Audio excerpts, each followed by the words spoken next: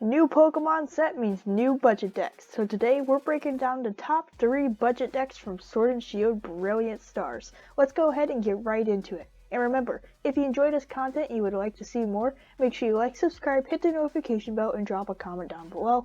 That's going to help support the channel and keep you notified whenever I upload new Pokemon TCG content. Let's get started. Alright, so budget deck number 1 is Torterra. This is one of the more popular cards from Brilliant Stars, and a lot of people really do like it. Not only does it have some nice artwork, it's a very strong card.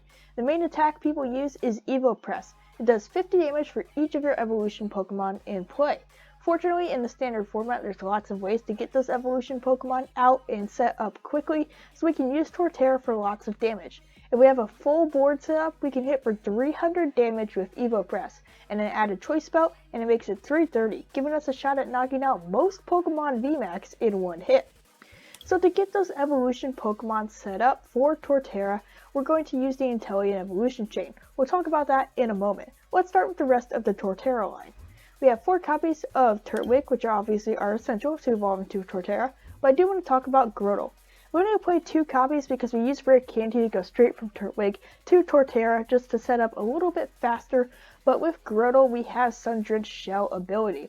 Once during your turn, you may search your deck for a grass Pokemon, reveal it, and put it into your hands, then shuffle your deck. So this is very nice for finding Turtwigs, additional Grotles, and Torterras. It's just an incredible ability, and I wanted to touch on it briefly.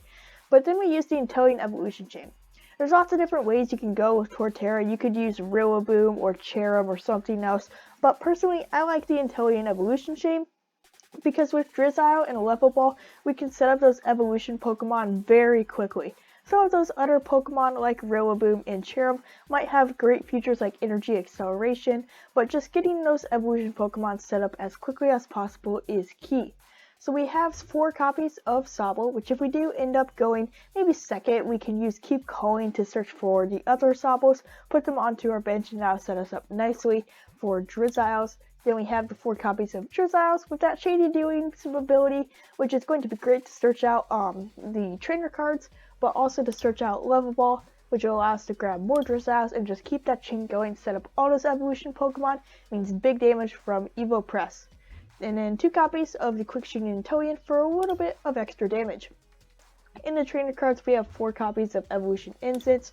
Since evolution is the whole theme of this deck, we have 4 copies of Level Ball, 1 copy of Ordinary Rod, 4 copies of Quick Ball 4, the basics, 4 copies of Rare Candy, as I mentioned, to go straight from Turtwig to Torterra, but on the occasion you could use it to go straight from Sobble to Inteleon.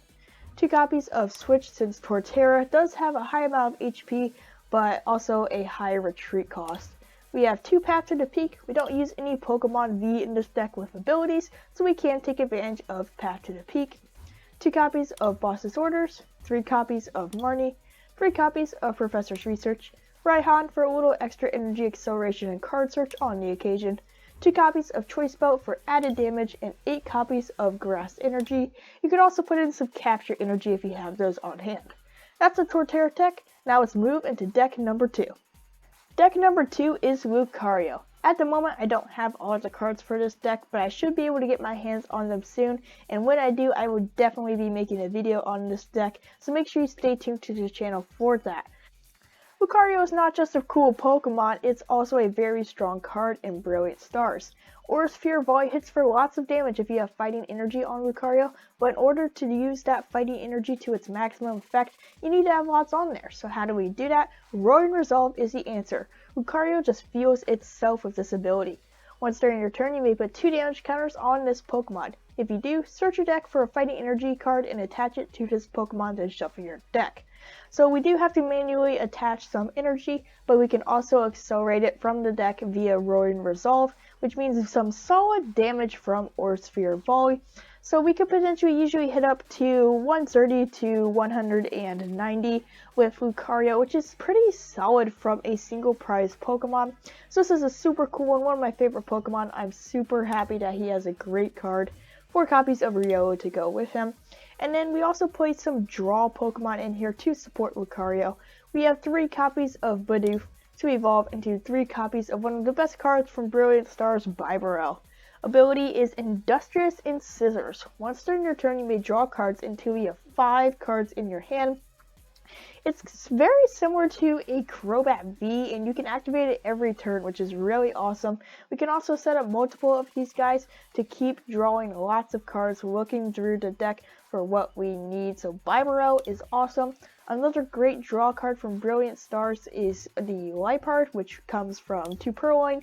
So 2 Liepard with the ability Trade. Must discard a card from your hand in order to use this ability. Once during your turn, you may draw 2 cards.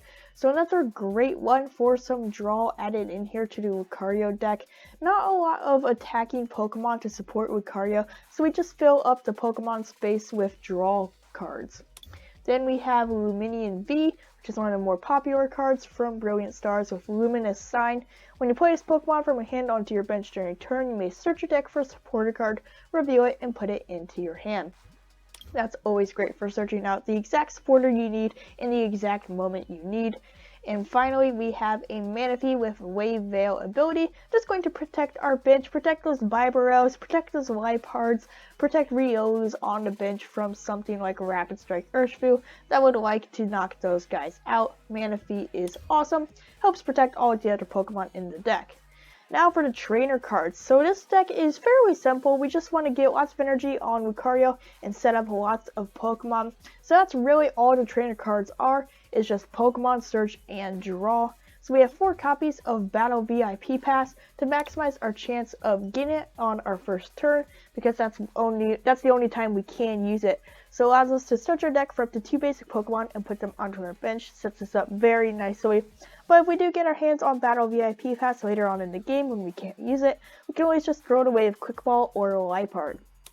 We have 4 copies of Evolution Incense for all your evolution 4 copies of Evolution Incense for all your evolution needs in this deck, and trust me, there are a lot of them.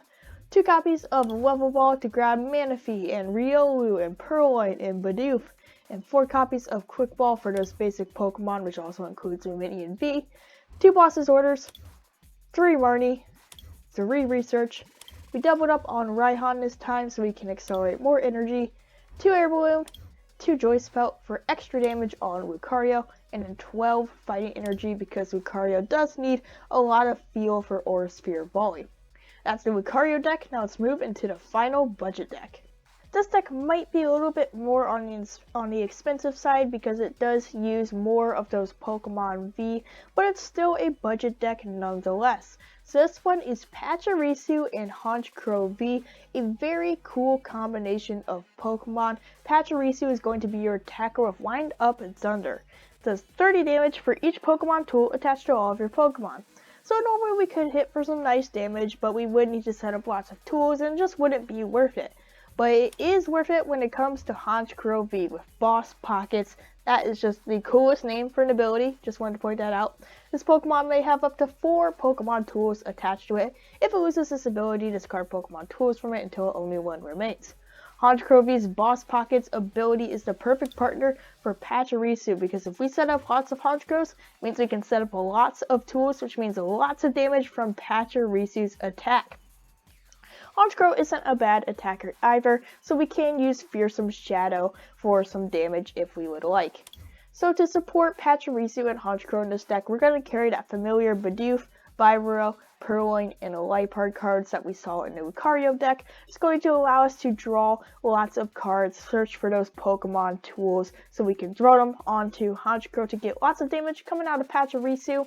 Then we have in the trainer cards 2 copies of Evolution Incense, 4 copies of Level Ball, 2 copies of Ordinary Rod, 4 copies of Quick Ball, 2 copies of Training Corp, and just a Stadium in there to counter Path to the Peak, because if Path to the Peak does come into play, that's going to shut down Honchkrow's Boss Pockets ability, which is really the epitome of our strategy in this deck. So we just want to have some sort of Stadium to counter our opponent. You could also use Stormy Mountains if you would like to put more Pachirisu into play, but I went with Training Court. We have 2 Boss's Orders. We have 3 Marnie, we have 3 Professor's Research, 1 Raihan to bring a little bit of extra energy into play. We are going to be attacking with single prize Pokemon, so we'll have more chances to use Raihan since those Pokemon will get knocked out more often. And then the tools. We have 4 copies of Air Balloon, one of the greatest tool cards of all time. You see it in a lot of decks. Max out on it in this deck so we can give everybody free retreat, but especially throw it onto Honchkrow. And then 4 copies of Cape of Toughness.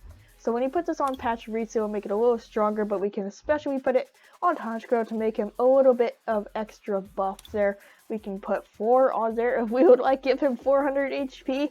Unstoppable Honchkrow. We have 4 copies of Choice Belt, one of the best tool cards from Brilliant Stars.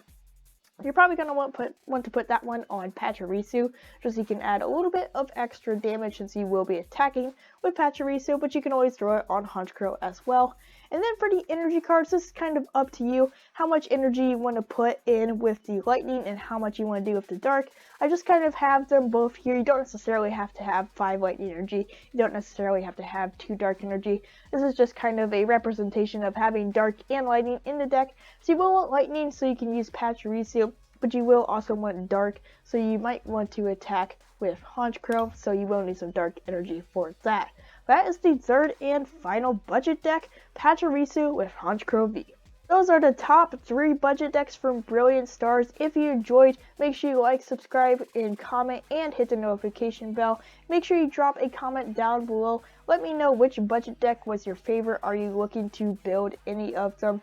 If so, are you excited? Do you think it's going to shake up the competitive scene? Maybe it will, maybe it won't. We'll see. I'm especially looking forward to building that Lucario deck. I think that one looks like lots of fun. But that's going to do it for me today. I will see you in the next video. Goodbye, trainers.